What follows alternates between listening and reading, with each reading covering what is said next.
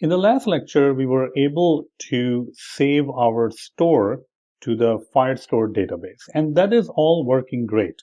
But one of the problems we saw is that when we press a save button, it does not close the modal. The other problem is that if we press a save button and let's say the Firestore database is down or something is going on, we want to display some sort of a message right over here. So how do we do all of that stuff? Well, one of the things that you can do is instead of returning nothing from the save store, we can go ahead and return a future. Now, the future means that it's basically a promise and it will be evaluated later on. So I'm going to go ahead and return a future, and I'm going to say it's going to be future of Boolean. So eventually we'll be returning Boolean values. Now, the other thing that we want to do is our add store view model must have some sort of a property that can be used to display a message. So I'm going to go ahead and add another property over here. I'm going to call it the message property, and I will initialize it with empty string. Now we're going to go ahead and create the store object. Initially, what we can also do is we can also create another property over here, which can be is saved, which is going to indicate if our data, our store is saved or not. All right. Now, in order to do this, we are going to go ahead and use a try catch. So I'm going to use a try catch, and I'm going to await for the Firebase to add my store. So I'm going to go ahead and add it right here. Now, the await cannot be used just inside a function without using async. So let's go ahead and use async also. The other thing we are trying to do is the try. The try cannot be used without the catch. There are multiple ways of creating the catch. I'm going to use the on exception. So this means it's only going to catch the exception if the exception is actually part of the or inheriting from the exception class. And I'm going to go ahead and set the message to enable to save the store. So this means that we were unfortunately unable to save the store. It's also a good idea to always catch a global exception, kind of like a generic exception. And in that case, we can simply say error occurred. We don't know what really happened. So more of a generic message we can provide.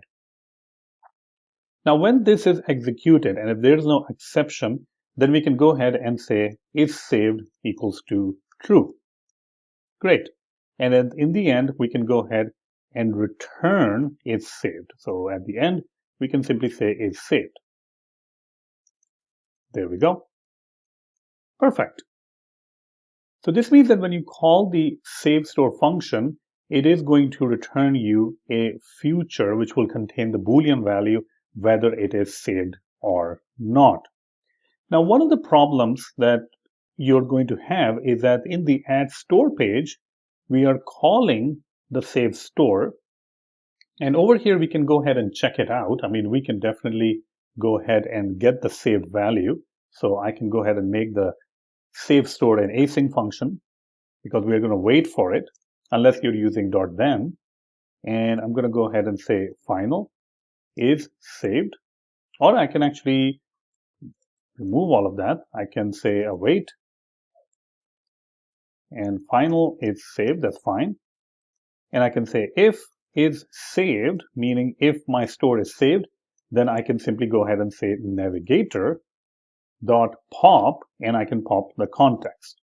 If, however, it is not saved, then another thing that we can do is we can display the message. So basically, we can go over here in the text at the end, and we can say add store dot message, which will be the error message. Now, the problem is that this is never going to get called when you are saving a particular message. I mean, when you save something like saving a store, and if that store is not saved, so this is saved is going to be false. If it is false, you need to fire the build again. But how do we fire the build again? Well, there are a couple of ways that you can do that. You can put a saved property and you can use a stateful widget and you can put it in a state. And whenever you assign the state, then it will fire the build again. or you can use the provider model. So provider basically allows you to notify for events. So first of all, let's go ahead and add a provider. So I'm going to use the provider package. So in order to use that package, I'm going to jump into pubspec.yaml, and I'm going to go ahead and add the provider package. Let's go ahead and save it. This is going to download the provider package. Now, in order to use the provider package, we need to inject the provider package. So where are we going to do that? Well, we will have to go to our home screen or home page, which is store list page. In the store list page, what we're doing is that when we navigate to the store page, we simply just perform the navigation. Now, in this case, what we can also do is we can use the provider package. So let me go ahead and show you how we can use the provider package. So first of all, we're going to go in the build, we're going to get the context, and we need to wrap this add store page with the provider. This means the provider is going to notify add store page of any changes to the add store view model or whatever we provide. So let's go ahead and do that. Over here, I'm going to go ahead and call change notifier provider. There we go. Now into the provider, you need to pass in a couple of different things. One of them is create. This means that when the provider fires, you need a copy of something, some sort of view model. So I'm just going to go ahead and say over here, add store view model. Right, so we have added the add store view model for the change notifier create property, which means that this add store view model will be created whenever you call notify listeners. And this will be part of the page. So over here for the child, you're going to pass in the page, which is add store page. So we're going to pass that. There we go. So inside the add store page, basically we can access an instance of add store view model. And from inside the add store view model, we can notify for changes. Every time the change is going to be notified, the add store page is going to be built again. But you can obviously see over here that the change notifier doesn't like it. And it doesn't like this, it's complaining because our add store view model, which is the actual model that we are, or the view model we are going to provide to the add store page when anything changes, does not inherit from change notifier. So whenever you're using the change notifier provider, the view model or the object that it is providing must inherit from change notifier. Let's go back to our add store view model, and we can see that our add store view model does not extend the change notifier. So let's go ahead and do that, change notifier. There we go, perfect. The other thing that we want to do is we want to obviously notify for changes. Now, when should we notify changes? Well, over here, we are saving the store. Then we are setting a property is saved to true. I think that's a good time to notify for our listeners that, hey, we got some changes. All right. When we call notify listeners, then the child that we pass in and all the childs of add page are going to be notified. So you can see over here in our store list page that the child that we pass in is add store page. So this is going to get notified for the changes that we did at a new instance of add store view model. So let's go ahead and try to access it. I'm going to go ahead and jump into add store page, and let's go ahead and see that how we can access our add store view model from the change notifier. Right at the top over here, I'm not going to make an instance. I'm going to remove that. And the reason that I'm not going to make an instance is that the instance will automatically be provided using the change notifier, and I can access it right over here in the build function. So I can say add store view model equals to, I'm going to take help from the provider dot off.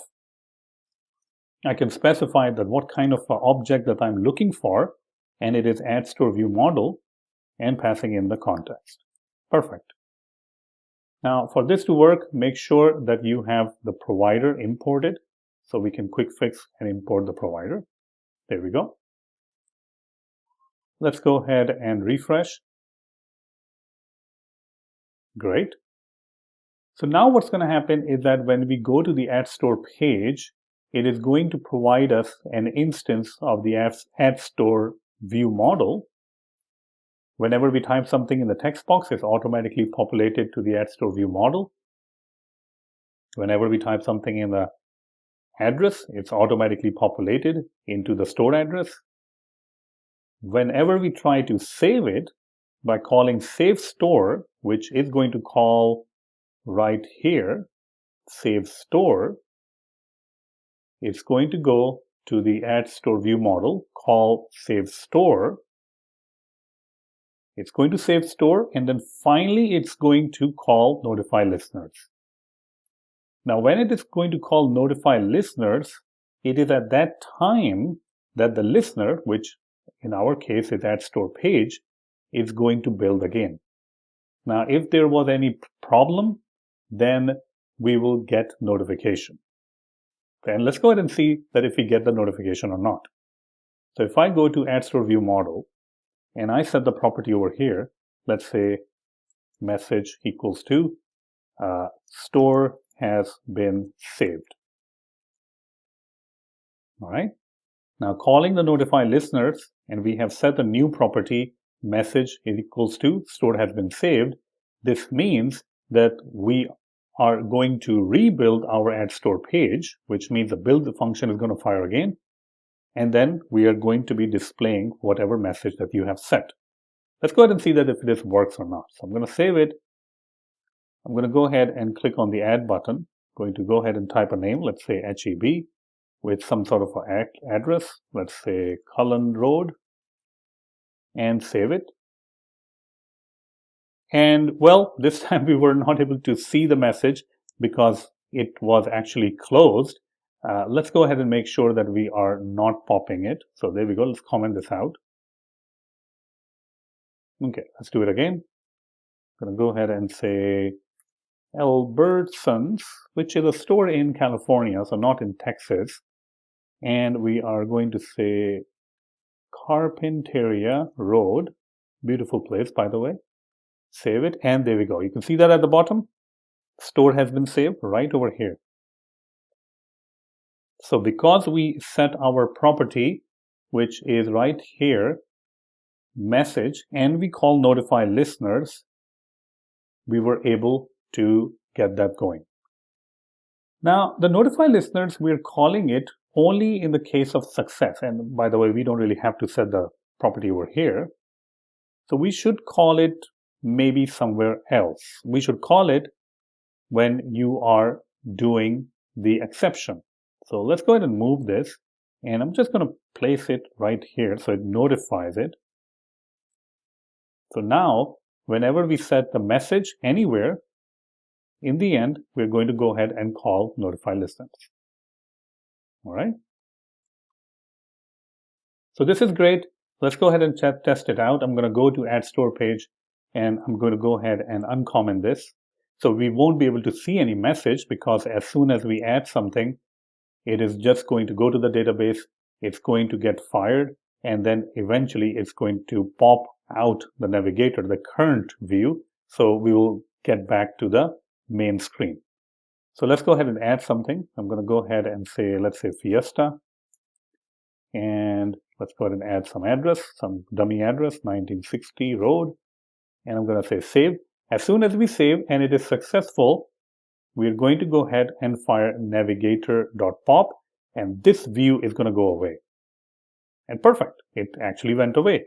So it looks like it's working fine. Let's go ahead and check in our Firestore database that we have all of those different stores that we have been adding. And here we go. We have Walmart, we have Fiesta, we just added that. We have HEB, and we have Albertsons in Carpinteria Road.